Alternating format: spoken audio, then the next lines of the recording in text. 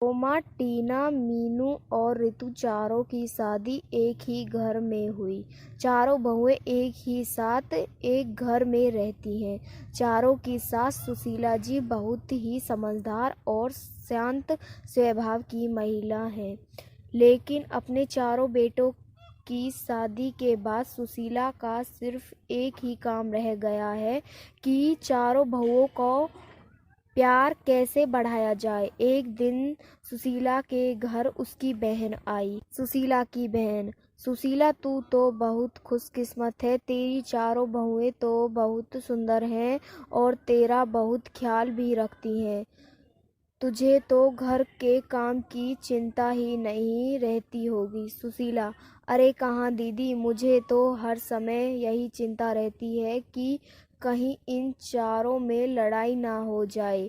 जब भी मुझे लगता है कि इन चारों में बहस होने वाली है तो मैं बात को संभाल लेती हूँ। सुशीला की बहन: ये बात तो सच है सुशीला। दुनिया सोचती है कि बहुएं आ जाने से घर में खुशियां आ जाती हैं, लेकिन ये भी सच है घर में बहुएं आ जाने से सास के लिए जिम्मेदारियां भी बढ़ जाती हैं। हर समय बस यही सोचते रहो कि कहीं लड़ाई न हो जाए। ये दोनों बात कर रही थी, तभी अचानक रोमा और मीनू की लड़ाई की आवाज आई। रोमा: मैंने एक बार पोछा लगा दिया तो मैं दोबारा नहीं लगाऊंगी। मीनू: दोबारा पोछा तो तुम्हें लगाना ही पड़ेगा। रोमा: तुमने इतना गंदा पोछा लगाया है लेकिन नहीं रहा है कि घर की सफाई हुई है।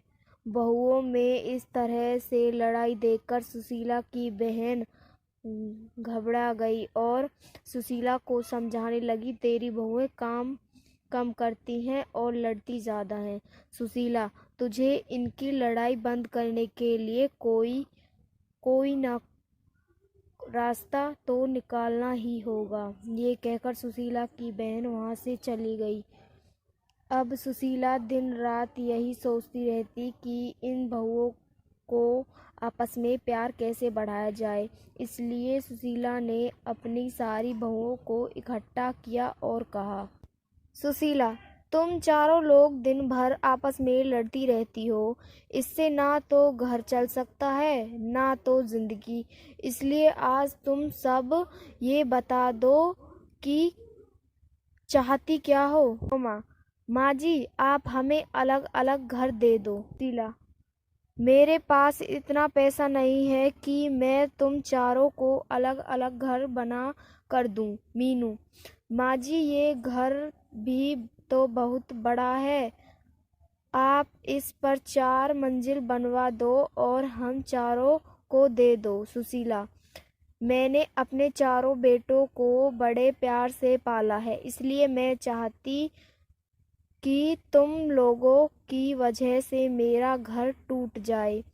मेरे चारों बेटे अलग अलग रहें और मेरा क्या, मैं तुम चारों में से किसके पास रहूंगी। सुशीला की यह बात सुनकर चारों बहुएं चुप हो गईं। चारों में से कोई भी सुशीला को अपने हाथ नहीं रखनी चाहती। सुशीला ने अपनी बहुओं को एक टक देखा और कहा, तुम चारों में अपने बेटे भी दे दिए और अपना घर भी दे दूं, लेकिन तुम में से कोई भी मुझे अपने साथ नहीं रखना चाहता। ये कहते हुए सुशीला की आंखें भर आईं और वह उन चारों बहुओं के काम बांट दिए और उन सबको कहा कि कोई भी आपस में नहीं लड़ेगा, लेकिन उसकी बहुएं कहाँ मानने वाली थीं। अब चारों बहुओं ने एक एक टीम बना ली थी। एक टीम में रोमा और मीनू थी, दूसरी टीम में रितु और टीना थी।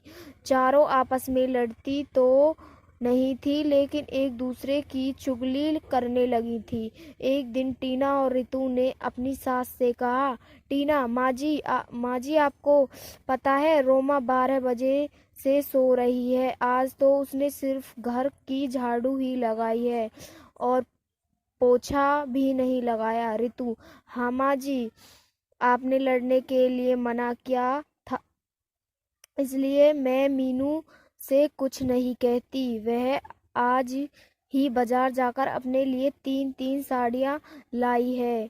अपने लिए 3 साड़ियाँ लाई है और आपके लिए एक भी साड़ी नहीं लाई।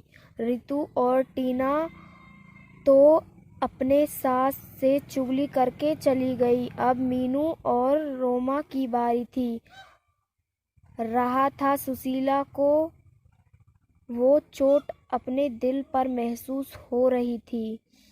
अब तो कुछ दिन बाद उस घर की जगह एक आलीशान बिल्डिंग खड़ी थी। सुशीला ने अपने चारों बेटों और बहुओं को बुलाया और कहा, सुशीला, तुम चारों के फेल्ट